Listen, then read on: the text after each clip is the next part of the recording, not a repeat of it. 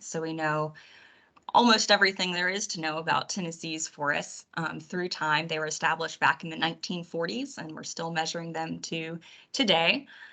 We have a brand new UAS or drone program that we're using for fire management, as well as forest health monitoring and some forest management and mapping work. We have an analytical services program where I work with forest products companies to do mill siting analyses, forest resource assessments, and feasibility studies for their current or potential procurement areas. We also extend those services to communities for community wildfire protection plans and for other partners to monitor different forest pests and diseases, as well as forest carbon. I also kind of oversee all the division's GIS assets and tabular data. So that's kind of an overview of what I do on a day-to-day basis. And then I have cool kind of one-off projects like what Andrew mentioned with the Rural Outdoor Task Force there. But another one of my kind of side projects is helping out with fires whenever we have large fires in Tennessee that need additional support for mapping and fire behavior analytics. So today I'm focusing on that part of my role, and I'm breaking the presentation kind of into two parts. One part is just focusing on how we manage all fires and how we have embedded GIS into our incident management system called Fire Response. The second part of my presentation is going to focus on things that were very particular to the two fires in Sevier County. That's Indigo Lane, or what the media was calling Hatcher Mountain. And the second one was Seymour, sometimes called Millstone Gap. There were a lot of names for these fires and get a little confusing, but I'll call them Indigo Lane and Seymour, as those are the official names. And those were going on from about March 30th through April 4th is really when we were hitting containment. And then, a few days after that, we, had the fires out. So first, let's just get everyone oriented in what our fire or incident management system looks like. So this is Fire Response. We just finished our second complete fire season with this program. It's a CAD that handles all of our incident and resource management, our tracking, our fire reports, and really anything else related to incidents. For the most part, we're using this for wildfires, but we also use the system for prescribed fire, for ice storm response, and for tornado response, and flooding, like what was in West Tennessee this fall. So it's really an all incident management system. So you can see we have several modules on screen. We're going to go into the situational awareness viewer because that's where the GIS part is really embedded. And if you are familiar with ArcPro or Esri products, then you should recognize this base map. It's your typical sort of Esri, topographical base map here. Zoom in a little bit. So what you're looking at is a training platform. It looks the exact same as our live production platform, but it's where we do all of our experimentation. So all of these fires that you see across the state aren't actually there. Those are just training exercises that we've developed for new staff.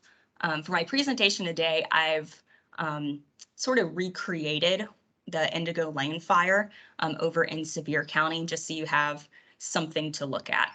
But first, let's go around this map a little bit more. So if I click on the base map tab here, you can see that I can switch between all the different Esri base maps. I also have a lot of GIS layers that I can bring in. Some of these layers are hosted on the ArcGIS online portal that are available to everyone. Some of these layers are layers that were created by myself or someone else in Division of Forestry. They're hosted on our ArcGIS online organization account, and then we bring them into this system to be displayed. So we can display like the state boundary, we can display our district boundaries, which is how we're organized administratively. We've got counties, we've got the Esri hillshade layer, which can be really useful when we're trying to find like old logging decks and logging roads, because those are great places to put in dozer lines. The dozers install those lines much faster and more easily, and we're less likely to tear up equipment if we find those old logging roads or ATV trails instead of trying to cut something new. Also in here, we have some protected areas database layers. So if I wanted to pull up all of the federally owned land to see how close we are to needing to engage one of our federal partners in firefighting, that's easy to do. In the case of that Indigo Lane Sevier County fire, we were really, really close to the National Park Service boundary. So they were involved from the start with that fire. I can also pull out Department of Defense lands separately. Because we have a new UAS program, we needed to know where the DoD lands were specifically because we have different rules and regs for how we operate UAS near DoD lands than anywhere else in the state. I can also pull in all of our state parks, WMAs, and natural areas. Takes a little bit longer for that to load. It is a lot of data. And that also includes all of our state forests that we manage. And then I can pull in our local municipality lands like city parks. I can pull in lands that are protected by NGOs through some sort of conservation easement and so on. In West Tennessee, we've included some gas line property so that we don't hit those lines by accident with the dozer. If at all possible, we avoid that. I've also got the Trail of Tears historic trail on here. And that's really important in southeastern Tennessee because we're not allowed to drop a blade on that Trail of Tears historic corridor. So we have to do some different firefighting techniques. But all of that is available for us to see and compare with our fire perimeters and ignition points and all of our operational sort of decisions as we go through a fire's life cycle. So let me clear those out. We also have the ability to bring in some other important layers. We can bring in weather forecasts, different satellite imagery, and we can also bring in some wildfire risk assessment data.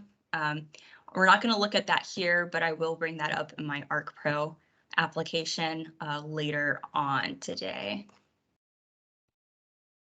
So let's dive into incidents. So actually someone just created this Branson Delph incident, so someone is training right now. So like I said, this is our training platform. So I tried to recreate parts of this Indigo Lane Sevier County fire for us, just so you can get an idea of how we interact and communicate across this platform. We have several things going on, first of all. So we want to know where the fire is. So we have the ignition point here. That's the Latin long coordinates I established. I've also uploaded a fire perimeter. We went through maybe 6 or 7 fire perimeters during the life of the Indigo Lane fire. This is one of those perimeters. It's not the final perimeter, but it's one of the ones, maybe on like day 3. This is where we were. So I can get some general information, document, total acres, who the incident commander is, give a Latin long for the origin point. I can also dispatch resources. So here is something I've set up just so you can see sort of what we're playing with. So these are our list of resources, and you're seeing a bunch of people's names. The ones in red are people who are on scene. The ones in green are people who have been dispatched to that fire. And in blue, you have someone who has been marked en route. So if I dispatched some, shops and they radioed in to say, yes, they're on the road, then I just select all of these people and I mark them as en route. And so I can see that change here on my screen, but we also have a mobile app. So anyone who's assigned to this fire can see who else has been dispatched, who is en route, and who is arriving on scene, and they see it as it happens. If I decide that I need to send some more people to this fire, I can do that pretty easily. If I just clear my filter here and scroll down to where I see a bunch of people who have returned from whatever fire they were on last. I can see that they're not assigned to an incident currently. I can see what shop that they're stationed at, and I can see that they are scheduled as on duty. And these resources are organized based on their distance from the fire's origin point. So instead of me having to pull up another map that shows me all of our shops and having to guess how many people are there and how far away they are and how long it would take for them to get to the fire, fire response just tells me that in this list. So I'll assign a few more people to this fire, mark them as dispatched. You see that now my list has updated to include those new assignments. So that's the sort of information that we update on a constant basis and that anyone can see if they have access to the system. Something else we have in here is an incident log, and this isn't really related to GIS, but it is related to communication, and it allows two-way communication from field staff to a central office and vice versa. So these are some examples of what we might put in an incident log. So for example, if we got a call from Sevier County EMA and they said that a decision had been made to evacuate everyone who lived within, a mile of the fire, then we might put that in the incident log so that everybody that we dispatch has access to that decision in perpetuity.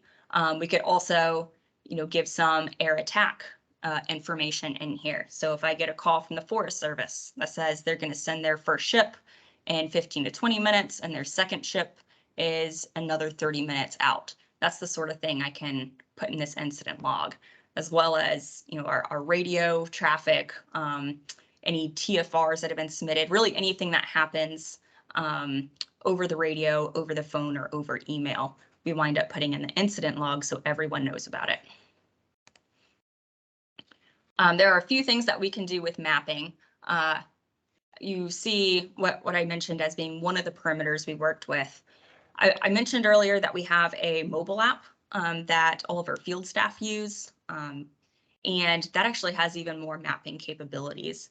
So we've divided this fire into 3 or 4 divisions, and they can drop points, lines, and polygons in their mobile app, and it's really just for them. They can mark like start and end points of a proposed dozer line, or they can, drop points for where they're thinking we might need a water drop, or they can, mark where they see, an old logging deck that could be used as a starting point for some operation, or they can mark out, an area where they think they should do a burnout operation to eliminate any more fuel on the ground ahead of the fire.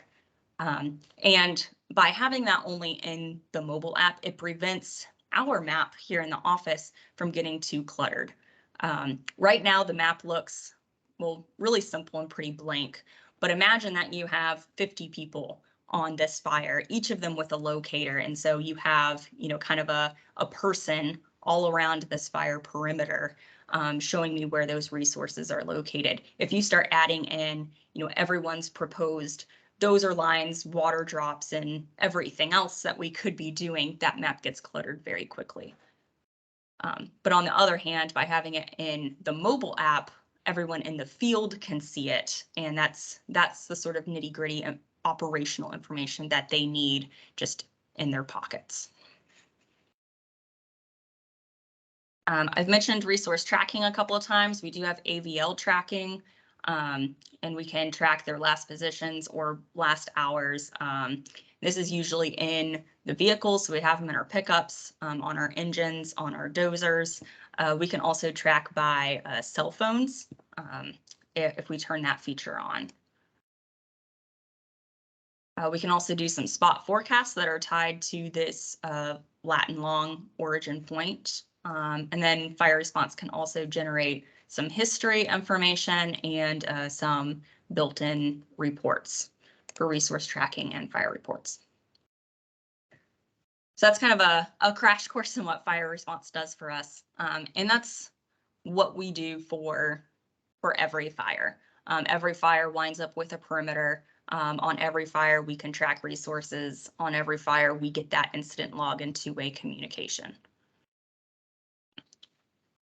So what was different about Indigo Lane and Seymour is just the scale of it, right? You have complex terrain.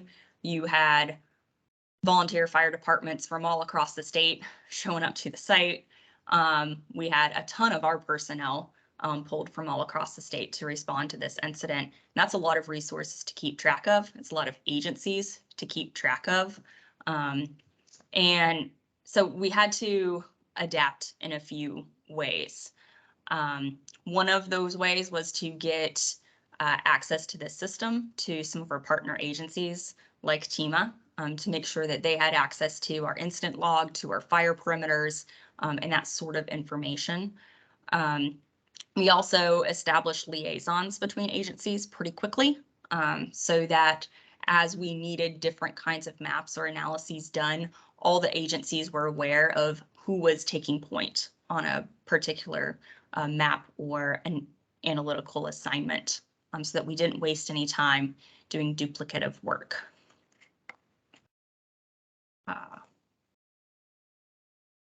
So some of the things that were different, as I mentioned, were the analytical work. So here I just have my Arc Pro displayed, and I mentioned earlier that we have some wildfire risk assessment layers. So we don't analyze those for every fire, but we did need to analyze them for the Indigo Lane fire. So here we can display lots of different data layers. And in all of these layer displays, cool colors, so blues, purples, grays indicate low fire activity or low risk, and warm colors, red, yellow, orange, indicate high fire activity or high risk. So right now you're looking at just the wildland urban interface, that kind of intermixing of the natural and built environment. We can also look at risk to the wildland urban interface, risk to those built environments. So you can kind of see the hot pockets of where it is people live. We can look at surface fuels. So the two blues, the light blue and this kind of darker teal blue, are both timber litter surface fuel models. The yellow down here in the southeastern corner is a grass model. We can look at percent slope, which you kind of already see with Esri's hillshade layer. We can look at where there's a propensity for extreme fire behavior. So you'll notice we have some in that western flank there. We can look at fire intensity scale.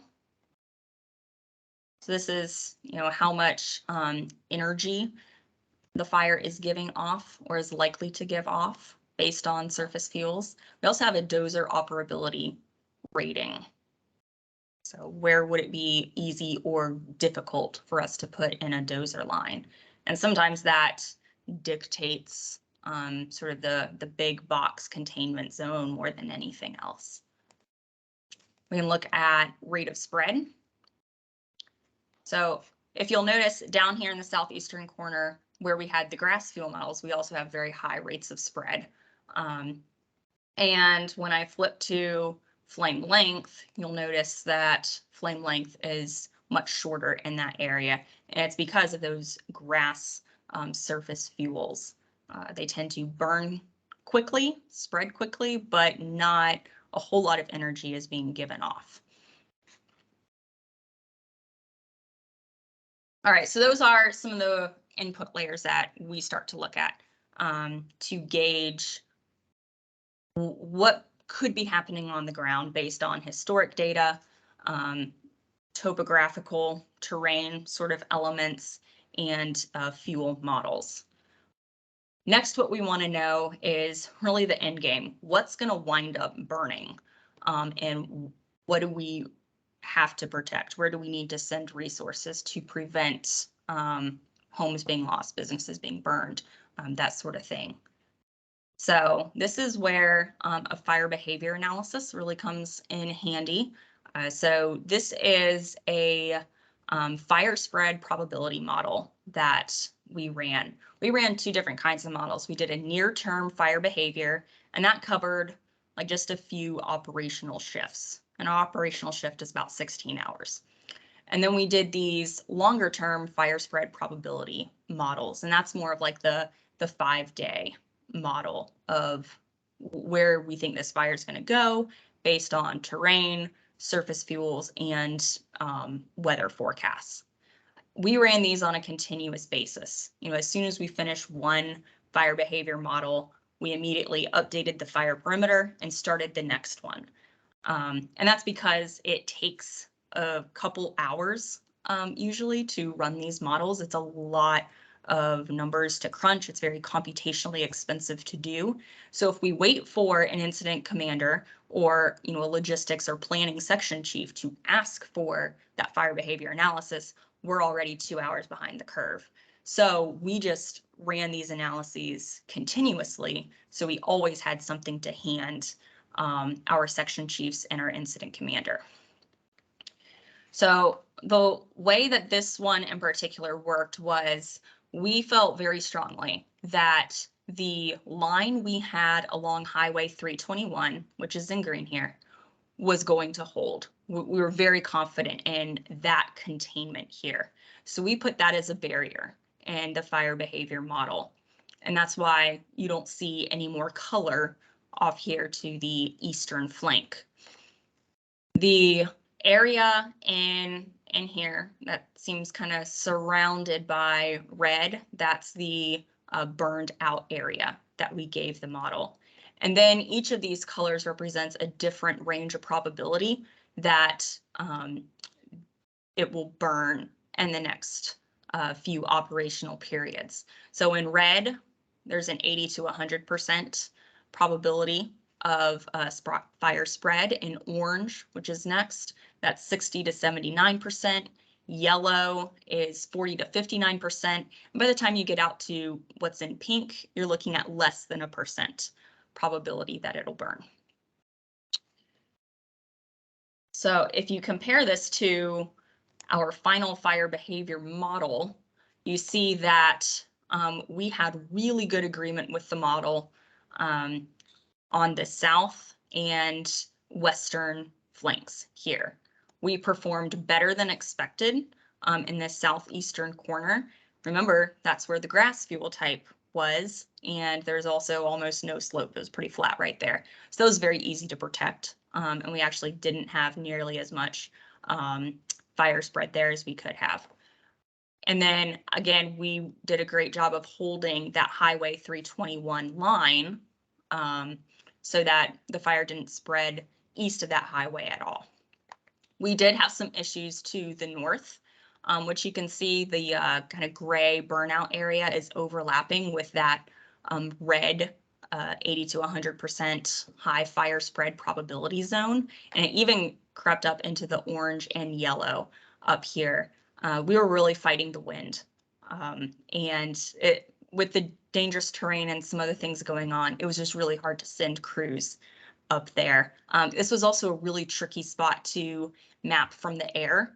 And it's one of the reasons why our fire perimeters changed so much during this fire. The smoke obscured where the fire was actually burning, and it was hard to get an accurate read on what had actually burned and what was left to burn in an area. So while we were running this particular fuel model, unbeknownst to us, some of this area up here had actually already burned. We just didn't know it and couldn't have known it at the time. In the aftermath of this fire, there was a need to show what was lost. We did lose 213 structures, 64 residences, homes were completely destroyed in this fire. And the other thing we needed to talk about was kind of the flip side. We lost 213 structures, but we also saved 830. So if I turn this off, kind of here's the kind of flip side of what was saved. And so let me back up a second. So here in gray, we've got, the final fire perimeter. Here in orange, we've got the zone of very high fire spread, that if we hadn't secured dozer lines to contain the fire on the western and southern flanks, and if we hadn't held the Highway 321 line, this orange zone is likely what would have been the extent of the fire based on all the weather models, the surface fuels, and everything else we knew. So if we look at what homes were both inside the fire perimeter and in that high spread zone, we come up with about 830 homes and rental cabins that were spared any damage because of suppression actions. And by suppression actions, I mean the whole slew of things, right? We've got dozer lines that TDF put in. We've got the water drops that Tennessee Army National Guard and the Forest Service put out. We've got all the work that the volunteer fire departments did, where they were kind of driving through neighborhoods and taking firewood off people's porches, or cutting out sections of handrail or fencing to put in a fuel break, just to try to slow that fire down and prevent homes from being burnt up. So it was definitely a joint effort or group effort to make that happen. And the fact that it was 213 and not, over 1,000 homes and businesses that were lost is definitely something that doesn't get as much attention. But it deserves some attention because of all the hard work that was done by the hundreds of people that were on site.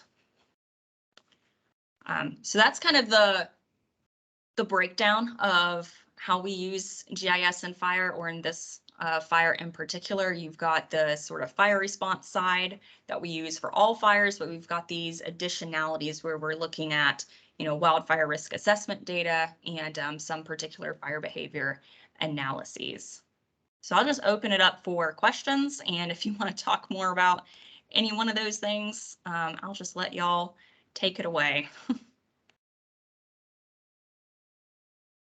Great job, Rachel. That's really impressive, all the work that you guys do. I know I had my hopes up for an awesome presentation, but you exceeded those expectations already. So the platform for fire response, is that something that's used nationally, or is that unique to Tennessee? So fire response is being adopted by several southern states. California has also adopted fire response, and I think a couple other states are looking at it. What I like about fire response being almost a South-wide application now is that if we were to have a really bad fire year, again, like 2016, and we bring in out-of-state resources, all we have to do is give them permission to our state's fire response, and they're ready to go. They already know the system. They know how to use it. They can just focus on operational activities and not have to worry about learning the technology. Yeah, and likewise, how you were talking about kind of participation between different agencies as well as TEMA. It's really neat how you're able to do a lot of data sharing on that side. So that was a really cool aspect. Yeah, and we've gotten some requests from other agencies to include their data into fire response. So we've got the National Guards, we've got some of their data, we've got all of the DIP sites that the Forest Service has across the state. So all the lakes, the reservoirs, and also just like farm ponds on private land where a landowner has signed off saying, yeah, you can dip here. So we've got all of that embedded in fire response. And we try to do annual updates, sometimes more frequent than that, just as needed, but making sure all those agencies, have given us what we need to protect their assets, and also to make us more efficient and effective. Can you talk a little bit about the evolution of GIS? Like, I'm sure that these tools have not always been used.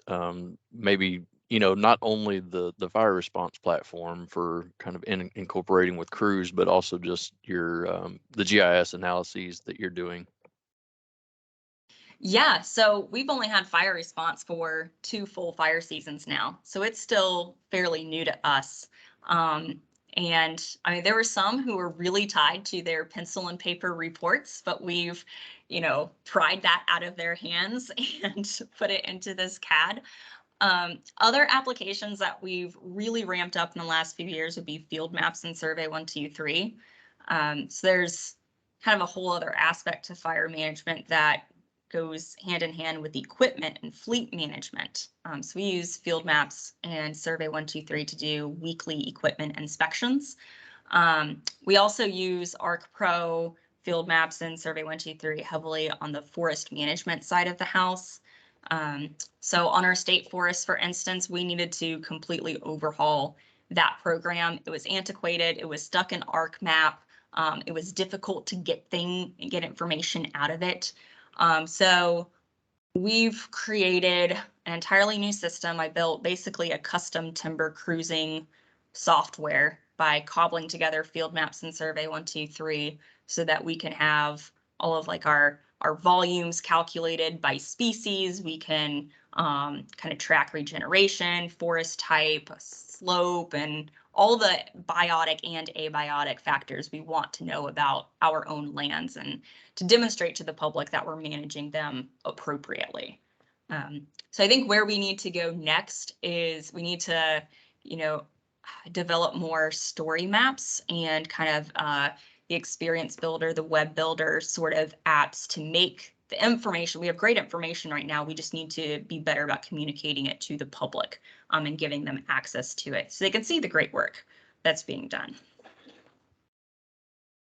Very impressive. Yeah, look forward to watching as things continue to grow. Thank you very much for presenting. Anybody else have any questions?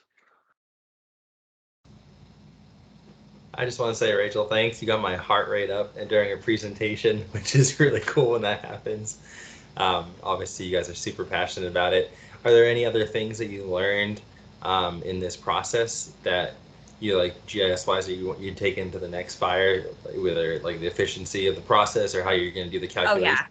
Oh, yeah. So one of the things that was apparent very early on was we need to have basically all the templates in ArcPro ready to go. I wasted, an hour, 2 hours right at the beginning, just formatting stuff, which is not needed. I mean, after this fire, I have, kind of my templates built out so that every map I produce looks almost the exact same. It's all branded correctly. It's got all the correct things that the PIOs like, and the source information. So next time it'll go even faster and more efficient. But I think doing that legwork up front is important, and also knowing what all your sources of information can be. I was finding new sources of information just as the fires were going on, like different ways to access satellite imagery, and kind of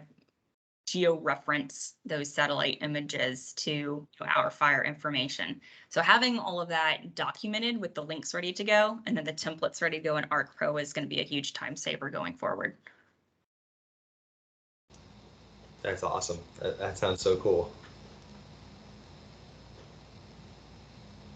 Any other questions from folks out there? All right. Well, thanks so much for having me. And if you do think of something, just pop it in the chat. I'm going to keep y'all on for background music for the next hour. But thanks, Andrew, and thanks, Brian. Rachel, Thank thank you you. so much. That was an awesome presentation. I think we're all pretty excited, and even Leah and I were talking in the background. It'd be crazy to have so much like impact from our GIS work on the daily, in real time, that kind of thing. A lot of stuff we do doesn't always have that fast turnaround time things, but we're making products that are going to influence decision making and all those things that you touched on, which is about like getting the data in the right place and then out to the public or shared between us. It's kind of all what we're about here in the users group. So I think those are all great topics. Cool. And we did have a question come into the chat real quick for you, Rachel. Todd Crabtree was asking, do you use fuel analysis, slope analysis, et cetera, for prescribed fires?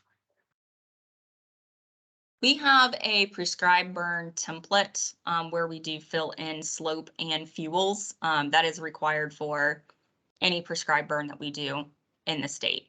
And we have to have that plan approved well before we set fire. So we're not really using models like what I showed here. We're getting much more fine scale information about a very specific property. But yes, we do have that information before we burn. Perfect. Thank you so much.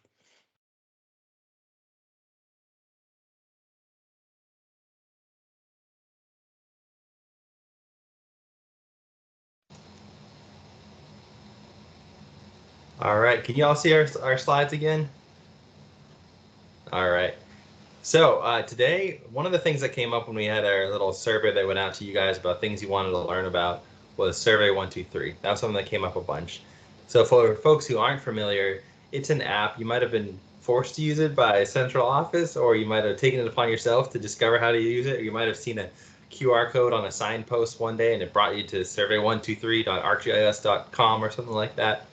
But what it is, it's an app that you guys are all GIS workers and have licenses and stuff, can design. So if you've used SurveyMonkey or other things, it's like that. It's a way to get information from people. But this GIS product is kind of spatially based. It gets a location. You can drop a point, a line, or a polygon on anything that you want. And we can collect all that information, associate it with that location, and then bring it on to do more analysis from there. So today we're going to take probably about like a half hour or so, or maybe shorter than that, to show you how to build a Survey 123. And then in future talks, we're going to talk about how to build web maps and web apps, dashboards and stuff. But this is kind of the foundation. Anything you can build in Survey 123, you can build out to something more. So we're going to show you why, which is what we're talking about now, how to do it with the web designer. Brian's going to show you that, and how to collect data. And then we're also going to show you what happens when you get this data. Where does it go? Where does it live? And where can you go next with it?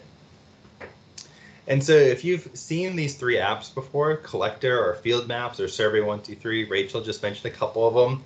There are some slight differences, but the reason we're going to focus on Survey 123 is a couple really cool things. One, the user does not need to have a GIS license, but sometimes you might want it. Maybe it'll be your staff members, maybe it's volunteers who work for you, but maybe it's the general public. But you can make a website link or a QR code that lets anybody submit to Survey 123 where they can drop a point and talk about what's going on there. You can collect your device from that position, even though it's not as designed for that as other things, but it also uses smart forms, which means there's logic built in. So if you answer yes to this question, it triggers a couple other questions related to that. And that's what we call smart forms. Field Maps is similar to that, but you have to have a license in order to use it. Collector was also similar, but didn't have as much smart forms. But Survey 123 is a really cool way to do that. And what that looks like, if you ever have the app, the public can download this on their phone, or they can just enter on a browser. But there's one little option here in yellow, which is to continue without signing in. That means you can do a guest login, which is super helpful for when we're collecting public data using Survey 123. They're all available on phones. You can also use them on the computer, but they're all, but Survey 123 is the one we're going to focus on today. So with that, I'll send it over to Brian, and he's going to show you how to actually build your first Survey 123. And if you have questions, you can reach out to us after. We're going to record this, and there's way more documentation online and YouTube videos that tell you every little thing you might want to do with Survey 123. Perfect. Thanks, Andrew. Appreciate the intro. I'm going to go ahead and start sharing my screen here. We'll get Survey 123 opened up. All right, so I'm going to start sharing from the point where you are just initially logging into Survey 123.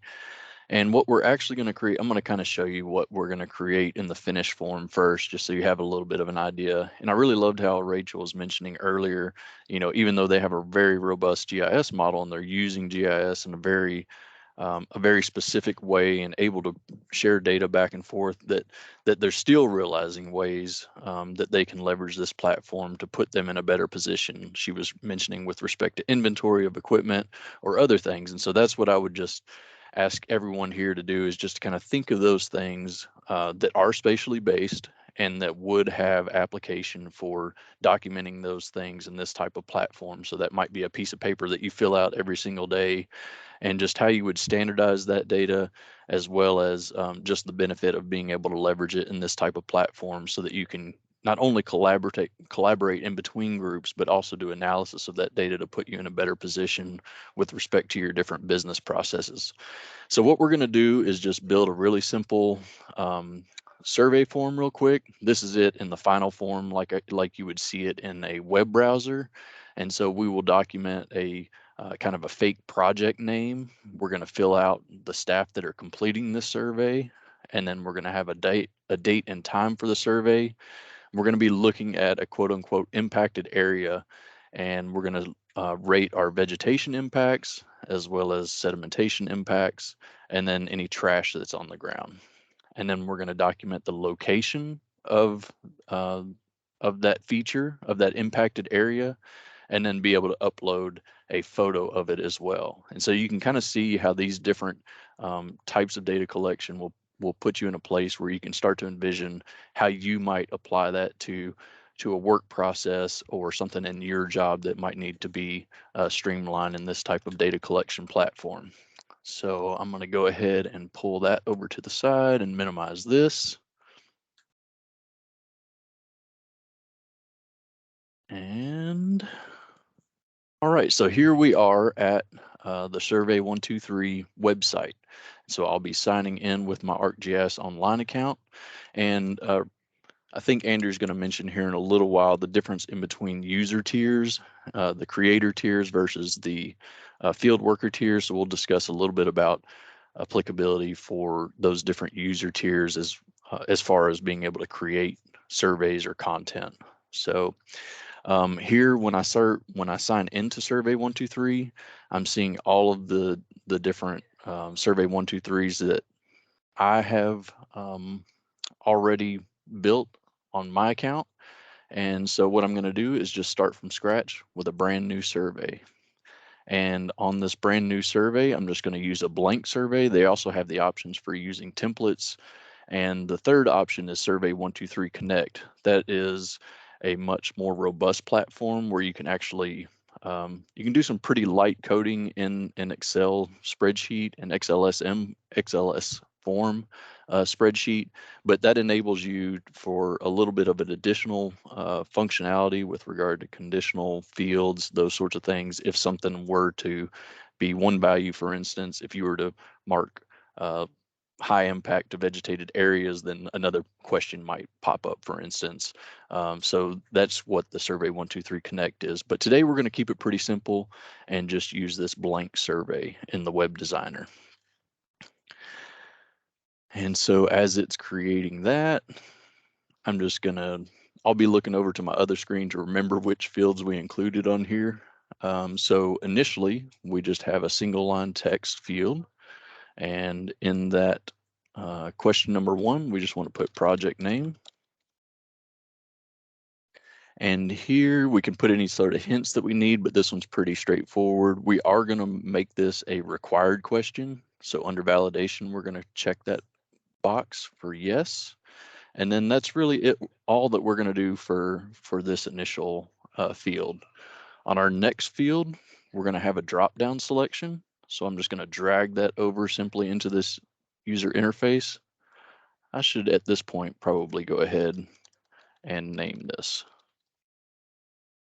So I'm going to call this demo. I'm going to call this version 2 because whenever Andrew hops over, he's going to use one that we've already created in there. So you can also change these options such that if you didn't really want a description for the survey, you could remove those, or you can include some information if you want to further describe what the intent of it is. But you do want to go ahead and set this as well. If I can spell. There we go. So we've got those two things. I'm going to go back to this drop down and format it. So this is staff completing survey. And I'm going to go ahead and log in a couple of choices. So I'm going to put Andrew there. I'm going to put me here. I'm going to remove my third choice so I can just do that by pressing this button to remove that one. And then I'm going to allow an other option just in case somebody other than Andrew or myself would want to fill this out. And what that's going to allow someone to do is once they pick the other option, then they can fill in a unique name in that location. So I'm also going to make this a required question. I'm going to go on to the next one. The next one is date and time. As you'll see here, there's a specific element to be able to include that.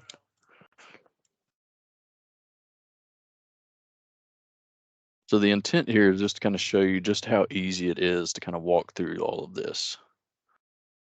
So you can do specific default values, so the time when they are submitting the survey, or you can do a different specified time. Typically, you probably want it to be the date and time that they are submitting the survey so that that default value will go ahead and show up and just make it a little bit easier on the user in the front end. So again, I'm going to make this a required question. And I'm going to move on along. And the next one is kind of where you start to think about standardizing your data, how you really want that data to look in your tables. And so what we're going to do here is a single choice grid. You can see that there are a lot of other options here. You know, whether you want to rate an area specifically, there's a lot of different options here. So feel free to hunt around and see what best would fit your data. So, but as we go back to editing this is where I was going in and saying either low, medium, or high impact to the area. And then we're going to name these different areas. And I had these as vegetation, sediment, and then the third one was trash, related to trash on the ground. So let's see here. We're going to make this a required question as well. And as you can see, I forgot to name the top. So we'll say, let's see, how did I name that? Rate the impact to the area. Oops, wrong screen.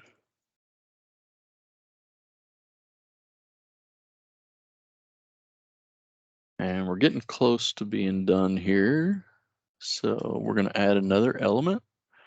This is where we're actually going to get the location. So now we want to bring in a mapping data element. So mark the area of impact. The neat thing about this is that you can change your different base maps from our organization's base map gallery. Here on this form, the way we have it currently set up, we are collecting a point. That's a little bit more simple for most situations and works quite a bit for most things. But you can also have the user define a line area, kind of these straight line nodes picking, or you can have kind of a free drawn sketch. And the same thing with areas. So for polygons, you can click around to configure that specific polygon or have some freeform sketches as well. Today, we're just going to kind of use that more simple outline for data collection, in that we'll just be collecting a point. It can also save save the extent of the map. So I'll just go ahead and zoom into the state of Tennessee to make that a little bit more clear for now, because we expect most of our data to come from inside the state of Tennessee, we would hope. So we're also going to require this a question. And we have some different options here for collecting this. So we can initially just say no default location, and it'll just pop up with the state of Tennessee in the middle. Oops, I was reconfiguring where those go. I'm going to move that back down. Or what I like to do is oftentimes ask to use the device's location once they start answering this question. So then when the user goes down to answer this question, it will specifically say, hey, we were looking to use your location on your device as kind of the default location. You can still edit it in the map, but I find this to be to help provide better data quality, just so that it's not kind of showing up pretty much anywhere initially. You also have the option to ask to use the device's location as soon as it's open in the survey. My preference is just to do it when they answer the question, just because then you've actually got them engaged in the survey at least. Again, like I said, this is a required question. So the last thing that I'm going to include that is helpful a lot of times is to be able to either upload a file in some instances, or just to use this image data element. So if you have this image data element, what that'll enable the user to do is take a photo using their device. And so now we're asking for an image of the affected area. A lot of times for this type of instance, I will leave this not as required, but if you specifically had to have that data element, then obviously you could also say that this was a required question as well. And then you can, down here, you can customize what file sizes you would allow. So we will go ahead and save this now. And we are pretty much all set. We've got the entire survey set just like we like it. And then we can preview it now.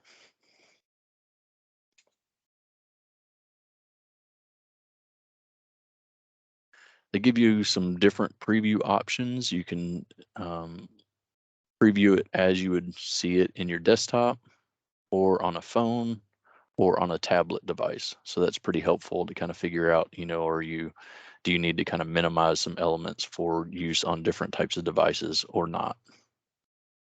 When we're done with that preview, and I'm pretty sure I've got everything exactly as I want it, you have other options here as well. You can change the appearance and themes. So if you don't like the regular colors that you're seeing, you can change those around, and there's a lot more options as well. But just want to kind of get everybody's feet wet initially. So now when you're done with everything, all you have to do is go and publish this. It'll give you warnings if it feels like your database structure has changed from the last time you saved it or the last time you published it. So these are some of the things that you're seeing here. Oh, I forgot to, this is a good test run, because I forgot to show you something that will enable you to collaborate with users that do not have ArcGIS Online accounts. But this should happen pretty fast. So the next thing that we're going to do is we're going to go to this Collaborate tab, and we're going to identify who is able to submit to this survey. So right now it's probably set to only users that are within my organization, and those users would need to have ArcGIS Online accounts in our organization. So it's currently set up like that. But if we go to this Collaborate tab, now I can go to this part right here that says who can submit to the survey, and I'll choose everyone for the public. I can also do it differently, like we were talking about a little while ago. If we wanted to restrict it to be within our organization, or even a finer group of members, then we can identify different groups of members within our organization that are only allowed to submit. But for this instance, we're going to leave it open to everyone in the public.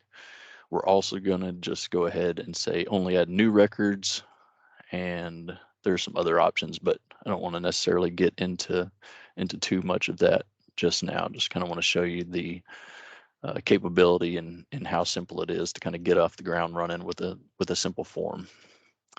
I'll go ahead and save those settings so that it retains that, so that anybody from the public can submit. And then I'm actually going to hop over to the one that we already made so that we can see some of the data that was submitted.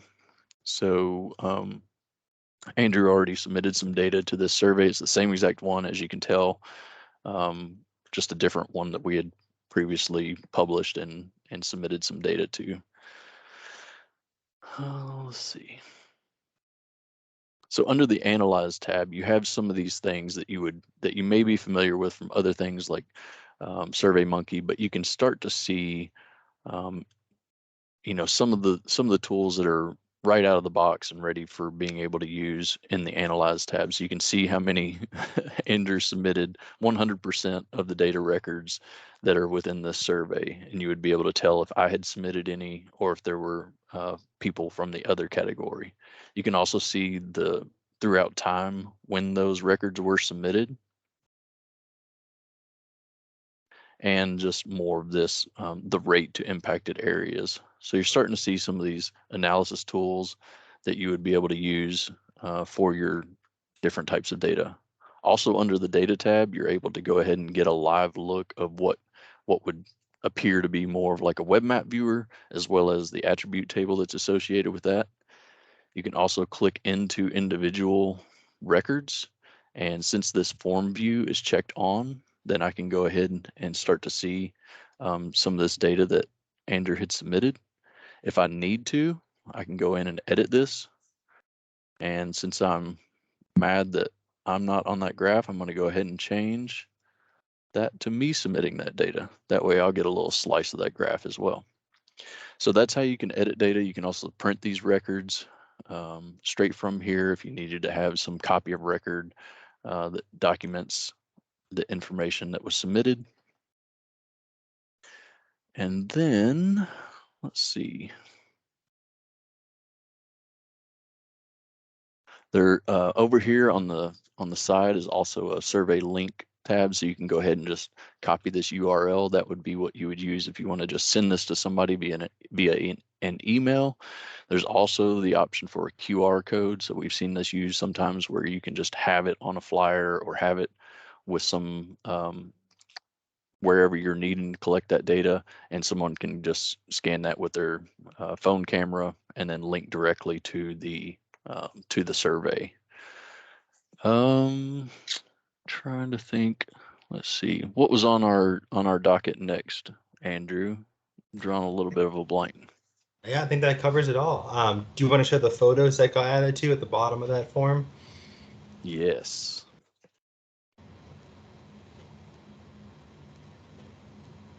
Yep, so you can see the attachments that are part of each of these as you're navigating through this information. So you'll be able to pull these up and see the information that was submitted for each record.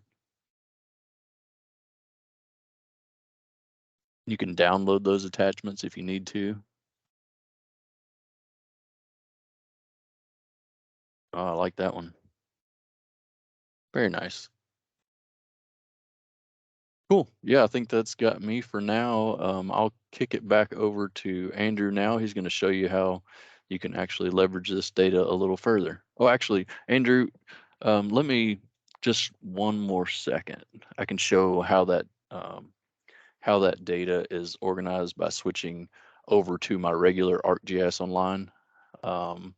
So I'm just going to show you from the very beginning. That way it's not as confusing. So as I'm looking to log into ArcGIS Online, I can use my user account, sign directly in. Just share your screen real quick, Brian. I stole over for a second. Thank you. Yep.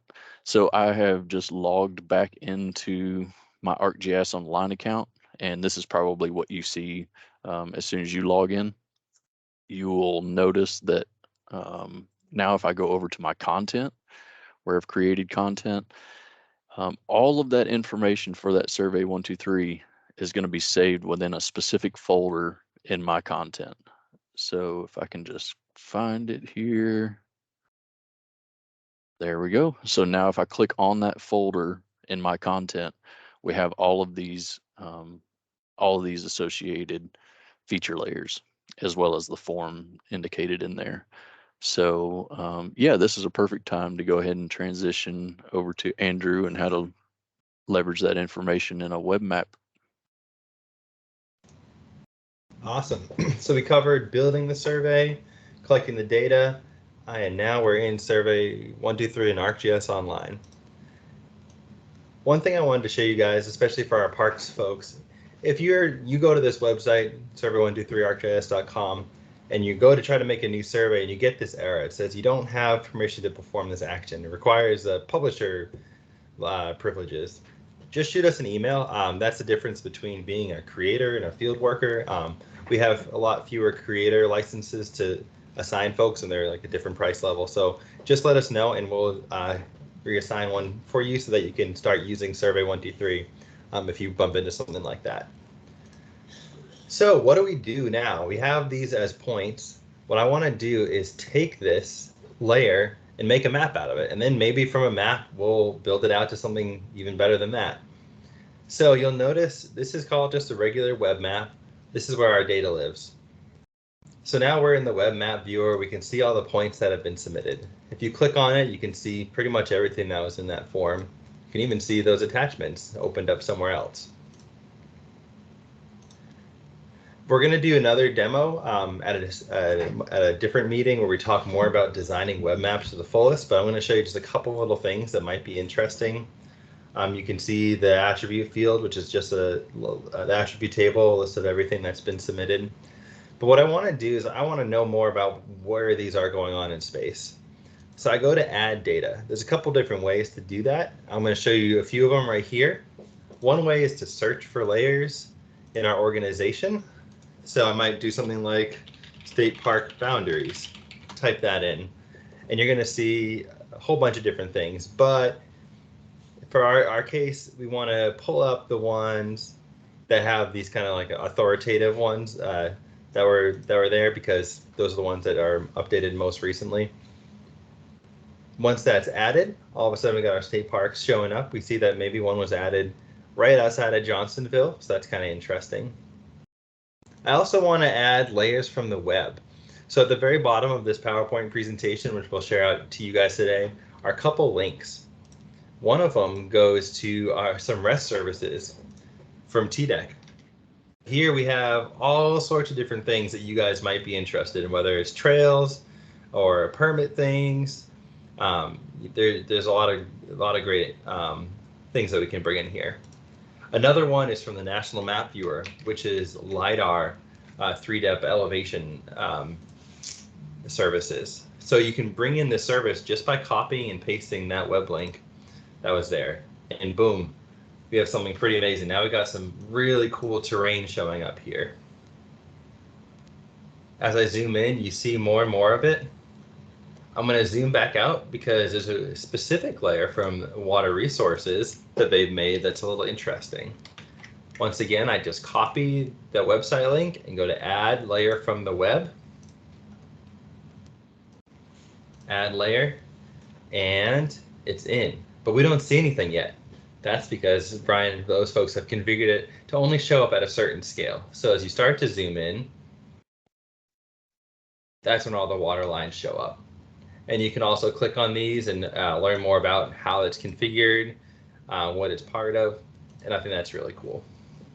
Last but not least, you can go to the Esri Living Atlas, where you can find tons of stuff from Esri. That's the official things from them: base maps, terrain, slope, imagery. So I might add this natural imagery color thing. You could search the word imagery. You could search county boundaries or state boundaries, and have that all show up. Now I'm starting to get somewhere. I can't see my 3D elevation anymore, But what if I go to here and I change my transparency? Now we kind of get a blend of that elevation coming through the imagery, and you can start to see what was going on at this location. So when I'm done and I'm ready, I'll go to save my map. I'm going to call this TDEC users group demo. I might add some tags. I'm going to skip that for now. And you can choose where you save it if you're going to just save it in your general content. But what I'm going to do is go back to the content that I made, and there should be a new web map that was created. Look at that. It's right here. So we're not going to do much more with web maps today, but this is what it looks like. You now have some options of what to do with this. What we're going to cover in our next users group meeting is where do you go from here? So you've made a web map. Now what? You can take this into Web App Builder. You could put it in a story map. So we're always talking about using story maps with images and text to tell a story. First, you got to have the data, which you collected in Survey 123. Then you made a map, and then you stick it in a story map. There's a couple steps to the process, obviously, but it's really cool to see them come to fruition. You can also make dashboards or experiences. So these are a couple of examples of Survey 123 that created a web app or a dashboard or an experience builder. We had made a survey that allowed the park managers to collect all the vending machines last year and where they were located. And we stuck that on a web app that let them search and filter down to which ones, and this helped them figure out what contracts that the central office wanted to get for Coca-Cola or Pepsi or whom else the next year. We made a survey that helped us track wow moments, which was our Facebook and Instagram feed. So I manually entered into a survey every time for each month how many Instagram comments and likes we were getting or customer feedback and things, and made a dashboard out of that. Recently, Leah made this experience, which is the combination of a Survey 123 on the left and a dashboard on the right. And you've probably heard us talk about this already before, but it's one website link that you can have where, say, the public could enter things and have it show up on a visual dashboard right away, or your own staff members could be entering things once a month, once a week. It could be, as Rachel Greene talked about, it could be an inventory of your supplies. So you can enter here and it shows up kind of the statistics. You could filter down by your division or your region and see what's going on there. So those are all things we're hoping to do next. Maybe you guys can chime in the future and see which of these 3 directions you'd be most interested in pursuing with us. And we'd be happy to show you more, or even some more about just building a web map and the different layers that we use. So that's all I've got here. I'm going to continue sharing my screen. But as always, we like to open it up to lightning talks where we can discuss about things we have to share and get some ideas, answer some questions from each other. But before I do that, I think there were a couple of questions in the chat that I'll have Brian take a look at and see if we can answer for you guys. Perfect. Awesome, Andrew. Great examples there. Yeah, there were a couple of questions. So I think you started to answer Daniel's question with regard to the map being available offline. And I think that was in reference to the Survey 123 map. I indicated in the chat that, yeah, Survey 123 works great in areas of no cell coverage. You won't actually see the map, but you can hit on that question to be able to find your location, and it will locate you accurately. Is my experience in the field. And then I just also made a comment with regard to if you actually need offline maps in the field to be able to see information and base maps, then field maps can accommodate that. There's a web interface for field maps where you can actually indicate your area of interest, where you would like for that to be offline on your device. And then that's kind of set up in between that web application portal as well as your device. So you have to kind of sign in as well to that application on your device just to make sure that it is uploading within the field maps application. So those were a couple of answers there. And then I think Peggy was asking more specifically about, are these state forms, do these need to go through the forms committee, as well as can some of these records be printed individually instead of exported as Excel or in CSVs? And I think I answered that question as well. Looks like there's some more feedback. Got it approved from the forms department. Yeah. Yep. And we put the CN form on there just like normal and revision numbers. So there were some specific requests that they had. Perfect. And then Dana says, is it possible to have a QR code auto-populate location data?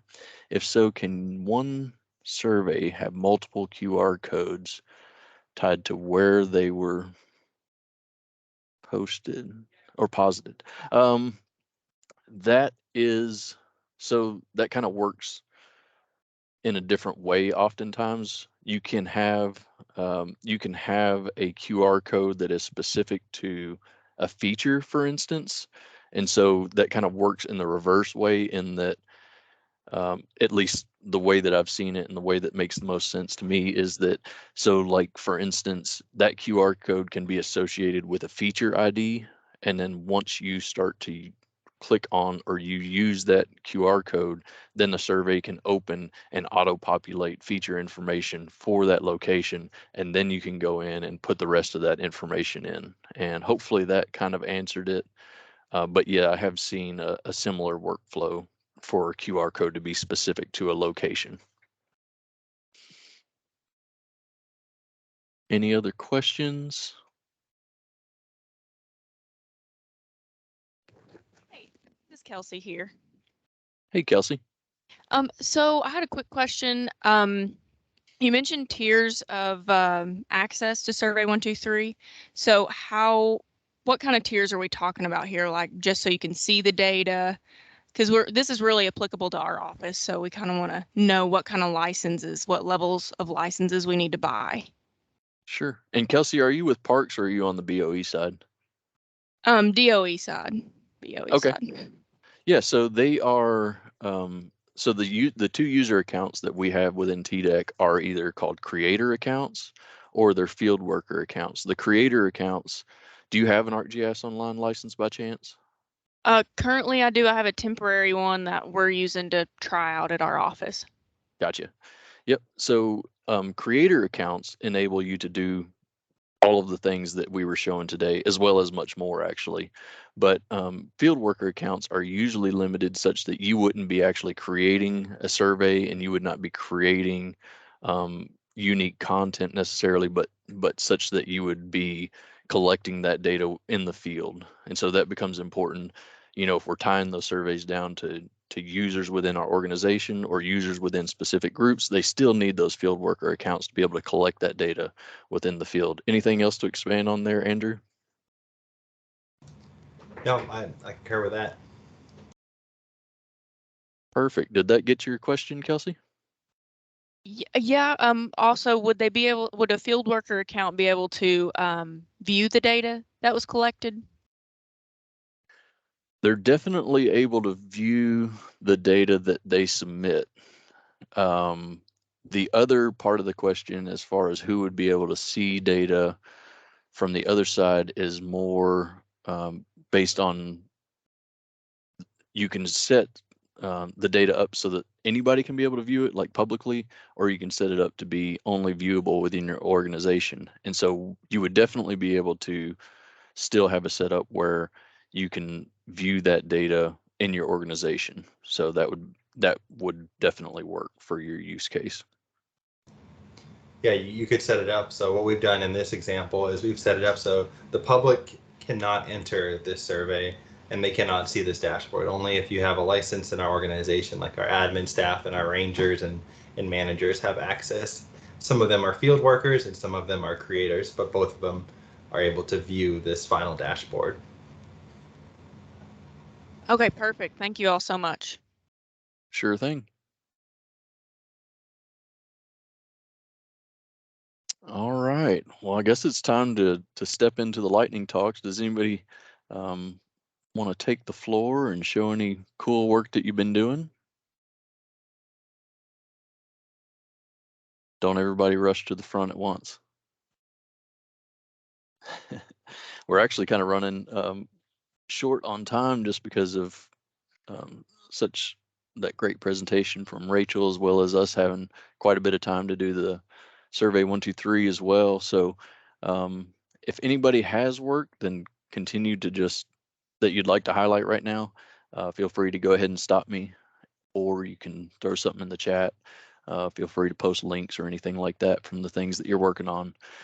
I do want to kind of just go ahead to the next portions of the agenda in our last slide. That way we'll be able to get through everything and provide all the information that we were intending to today.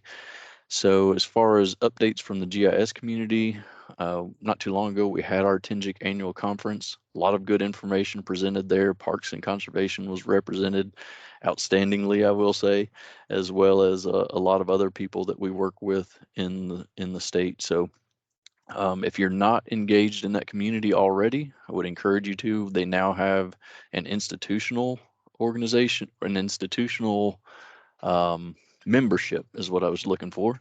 A lot of times in the past, TDEC has been mainly only had personal accounts for membership, and I know that there are specific requirements in the state such that it needs to be a institutional sort of membership, and so they now, over the past couple of years, have instituted that. So if that's something that you're interested in, I would encourage you to reach out and look for that type of membership as well. It's a great community.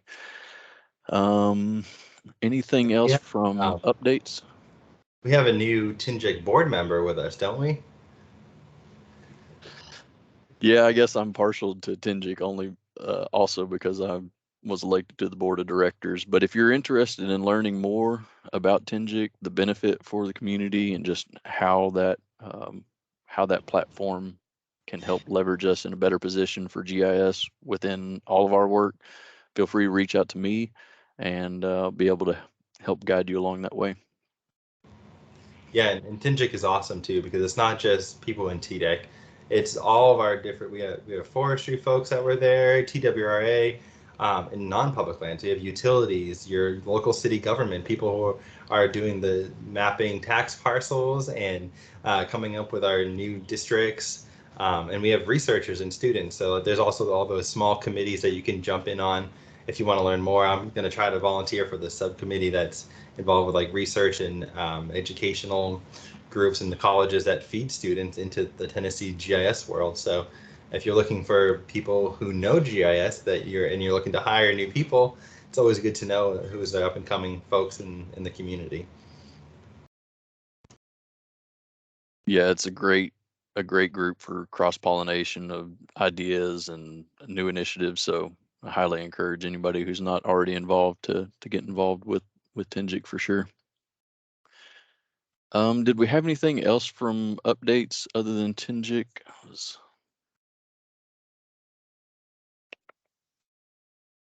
Oh, collaboration opportunities. Just wanted to quickly mention that some of these opportunities are not always, within your division or your program.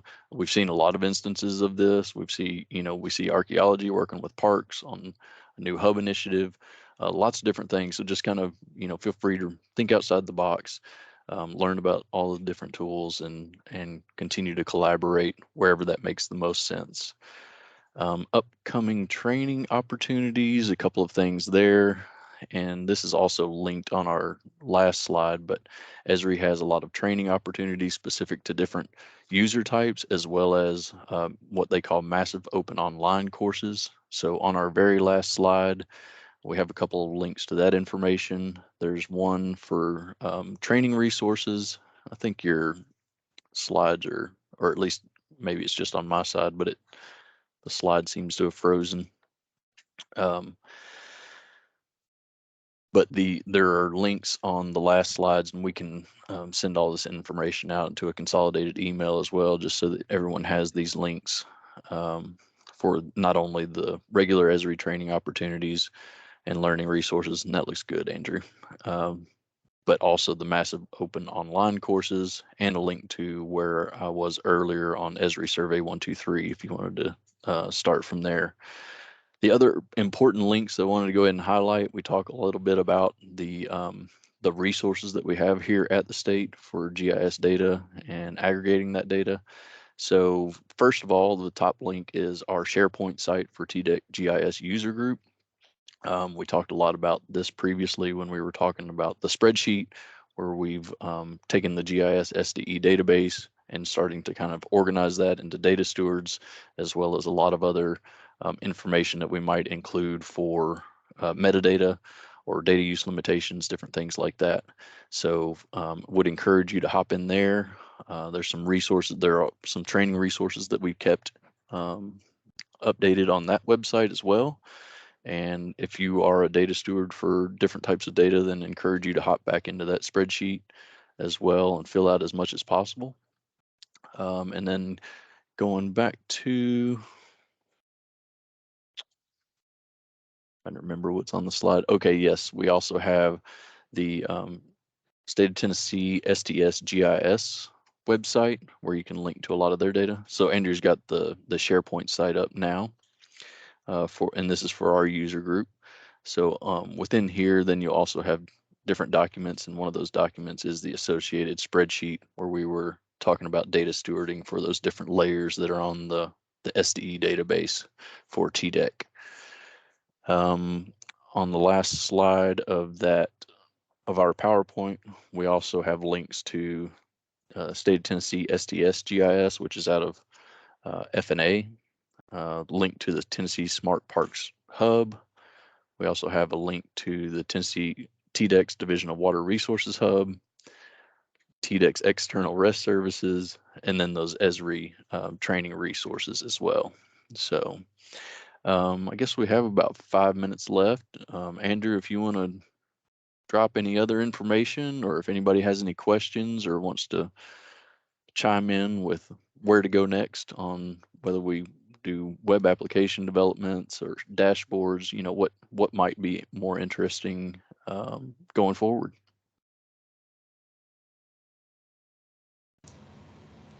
Can I get a thumbs up if you think you might use Survey123 for the first time this year, or first time like actually putting it out in there?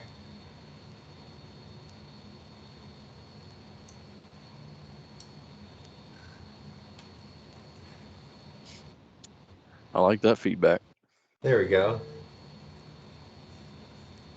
Graham, did you have a question? Or are you interested in more Survey123 things?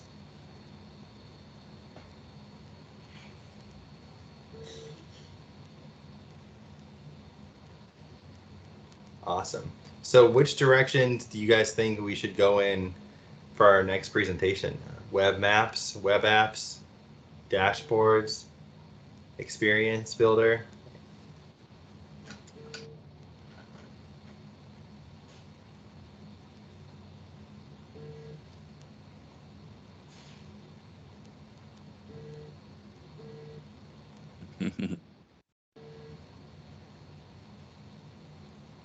It's kind of neck and neck right now. Dashboards is starting to take the lead, it looks like. Do you guys have any ideas of other folks you'd like to see present today? I thought that was really energizing to get some fresh blood and thoughts into our GIS process. So if there's folks that you know of that would be worth a good presentation, maybe they work at a university or something, or they're just someone you bumped into from a different state even, that could come in and talk with us. I always think that's a great idea. So feel free to shoot us a message if you think there's someone that we'd benefit from hearing from.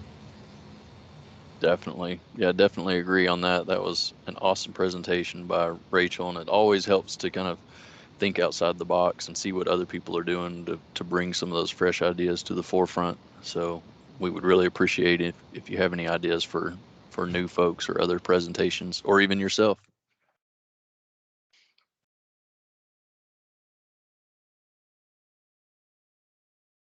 Perfect. Cool. Well, thanks for all the feedback during the presentation today. And natural areas. Thank you, Pamela. Thanks everybody for attending today. We'll send a short wrap-up email out to the group. And again, it's on YouTube as well. This recording, we'll put it up on our YouTube and send that out as a link. So anyone who missed it and think they'd love to see the forestry stuff, or Survey123 and you want a recap of how to do that web designer with Brian again, we'll have the whole training up there for you guys. Perfect. Thanks, everyone. Hope y'all have a great day. Thank you, guys.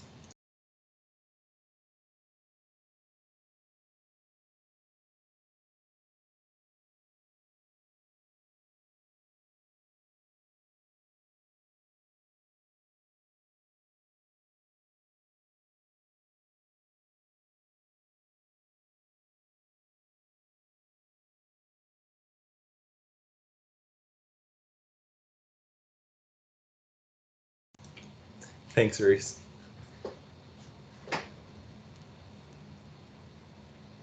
All right. We'll knock it off here, but we will see you guys next time. Thank you all.